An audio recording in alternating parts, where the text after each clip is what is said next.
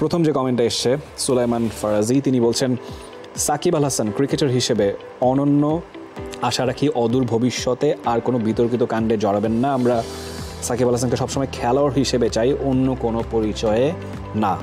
কি বলবেন এবার? ভুল থেকেই তো ক্রিকেটাররা শিখে, আর আদতে ভুল থেকে সবাই শিখে। তো সাকিব আল হাসান রাজনীতির যে ক্যারিয়ার সেটা তো খুব সম্ভবত 5 বা 6 মাসেই শেষ, যদি তিনি আবার রাজনীতিতে না জড়ান। তবে বাংলাদেশের মানুষ ক্রিকেটার পরিচয়ের সাকিব আল হাসানকে দেখতে চায়। সাকিব তো ওই অর্থে সচিন টেন্ডুলকার হয়ে উঠতে পারেননি, তবে মানুষ সাকিব থেকে ভালো কিছুই চায়, অন্তত মাঠে ক্রিকেটার সাকিব আল হাসান ভালো করুক সেটাই সবাই চায়। আর পরের কমেন্টটা করেছেন আজিজুর রহমান, অনেকে বলছেন জয় সাহা চেয়ারম্যান হওয়ায় ইন্ডিয়া কাপ নিয়ে নিবে, আসলেই কি এটা সম্ভব?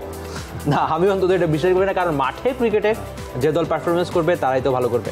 তাহলে 2023 বিশ্বকাপে কেন তারা ঘরের মাটিতে অস্ট্রেলিয়ার সঙ্গে হারবে বলুন? অ্যাবসলিউটলি। এবং টি-20 বিশ্বকাপ সবশেষ যেটা ইন্ডিয়া জিতেছে, তখন কি ইন্ডিয়ার কেউ আইসিসির চেয়ারম্যান ছিলেন? সেটা তো নিশ্চয়ই না। বার্কলি তিনিই ছিলেন, গ্রেগ বার্কলি এখন যিনি বর্তমান চেয়ারম্যান। সো এটা আসলে অতটা হয়তোবা মানে বিশ্বাসযোগ্য না যে ইন্ডিয়া সব কাপ নিয়ে নেবে। নিশ্চয়ই প্রতিদ্বন্দ্বী ক্রিকেটের প্রত্যাশাই আমরা করবো। পরের যে কমেন্ট মোহাম্মদ নাসরুল্লাহি কারিব, তিনি বলছেন ইন্ডিয়া সফরের আগে কাউন্টিতে খেলা সাকিবের জন্য একটা ভালো প্রস্তুতি হবে। সে কথা আমরা বলছিলাম শোতে ইনফ্যাক্ট, যে ইন্ডিয়া সিরিজ সামনে রেখে কাউন্টিটা নিশ্চয়ই হেল্পফুল হবে সাকিবের জন্য। যদি একটু ভিন্ন কন্ডিশন, কিন্তু তাও কাউন্টি ক্রিকেটের স্যারের খুব সম্ভবত সাকিব আল হাসান যদি ওই ম্যাচটা খেলে থাকেন তাহলে সামারসেটের সঙ্গে খেলবেন।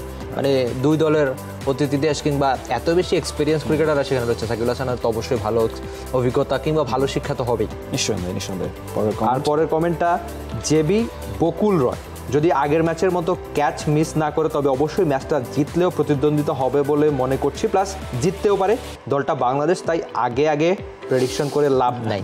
অবশ্যই বাংলাদেশ যদি নিজেদের ব্যাটিংটা ঠিকঠাক করে আর ক্যাচগুলো নিতে পারে, আমার মধ্যে জিতবে। বোলিং নিয়ে খুব একটা সমস্যা অন্তত আমি দেখি না। এটা একটা ভালো পয়েন্ট তিনি ফাইন্ড আউট করেছেন। সবাই যখন ব্যাটিং বোলিং নিয়ে কথা বলছেন, তিনি ফিল্ডিংয়ের কথাটাও বলেছেন। আগের ম্যাচে আসলে বেশ কিছু স্লপি ক্যাচ মিস আমরা দেখেছি। টেস্ট ক্রিকেট আসলে লম্বা একটা সময় ধরে হয়, 90 ওভারের খেলা প্রতিদিন ধরে হয়, 5 দিন ধরে হচ্ছে। কিছুটা ফ্যাটিক নিশ্চয়ই চলে আসে, কিছুটা স্ট্রেসড নিশ্চয়ই হয়ে যায়। আর রলপিন্ডির যে ওয়েদার ছিল সেই জায়গাটা আসলে ওইরকম গনগনে গরমে দাঁড়িয়ে থাকাটাই খুব ডিফিকাল্ট। সেই জায়গাতে কিছু ফিল্ডিং মিস্টেক নিশ্চয়ই হয়ে যায়, সেটা নিশ্চয়ই শুধরাতে হবে। তবে এখানে হচ্ছে কি, আগের যে টেস্ট সাইকেলটা ছিল 2 বছরের, বাংলাদেশ খুব সম্ভবত 100টা ক্যাচের মধ্যে 35টা ক্যাচ নিতে পেরেছে, যদি আমি ভুল না করে থাকি। সবার নিচে ছিল ক্যাচ ধরায় বাংলাদেশ। তার মানে আপনি যখন এত পরিমাণ ক্যাচ মিস করবেন আপনার পারফরমেন্স খুব বেশি ভালো হবে না।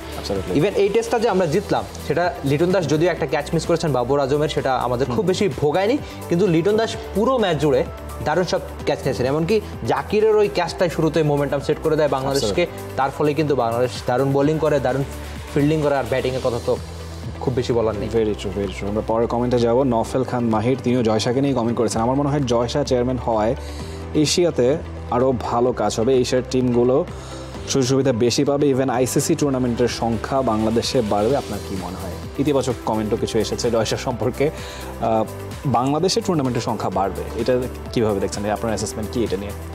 এটা আসলে আইসিসি টুর্নামেন্টগুলো কবে কখন হবে সেটা তো অনেক লম্বা সময় আগে সেট করা, তো খুব বেশি মানে বাকি দেশগুলোতে আয়োজন যদি না হয় সেক্ষেত্রে হয়তো বাংলাদেশ বা ইন্ডিয়াতে বাড়তে পারে, কিন্তু এশিয়ার ক্রিকেটের উন্নতি হবে সেটা অন্তত বলা যায়।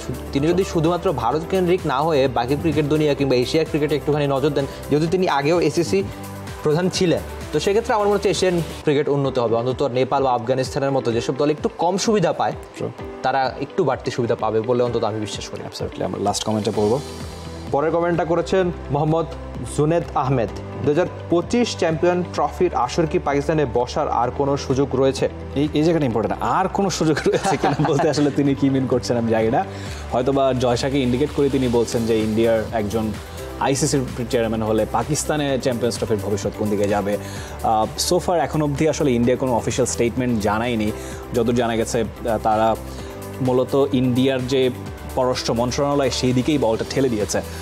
সেখান থেকে সিদ্ধান্ত আসলে কোনো আসলে অসুবিধা নেই, গ্রিন সিগন্যাল পেলেই ইন্ডিয়া পাকিস্তানে খেলতে যাবে এমনটাই বোর্ড জানিয়েছে। বাট এখানে নিশ্চয়ই আরও অনেক ইফস অ্যান্ড বার্ডস আছে।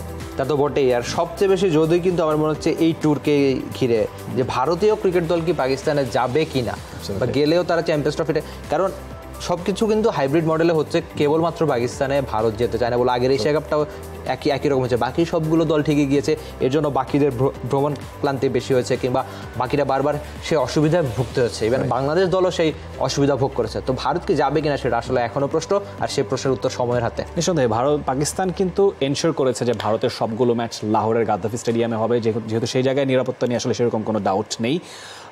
ভারত সেই আশ্বাসে আশ্বস্ত হবে কিনা সেটা দেখার বিষয়। আমরা মনে আজকের মতো শেষ করতে পারি। দর্শক দেখছিলেন দ্য ক্রিকেট শো, সপ্তাহে 4 দিন শনি, সোম, বুধ এবং শুক্রবার আমরা হাজির হয়ে যাই ক্রিকেটের নানা গল্প, নানা ঘটনা নিয়ে। দেখতে হলে চোখ রাখতে হবে টি স্পোর্টস পর্দায়, এবং আরও অনেক খেলা কিন্তু টি স্পোর্টসে হচ্ছে, এবং বাংলাদেশ পাকিস্তান দ্বিতীয় টেস্ট মনে রাখতে হবে। বাংলাদেশ হোয়াইট ওয়াশের কতটুকু কাছে সেটা সময় বলে দেবে। সেই ম্যাচটা দেখতে হলে চোখ রাখতে হবে টি স্পোর্টসের পর্দায়। বিদায় নিচ্ছি আজকের মতো। For more updates, subscribe to our YouTube channel and click on the bell icon. Follow us on Facebook and Instagram. Download T-Sports app to enjoy exciting games and highlights. Visit tsports.com.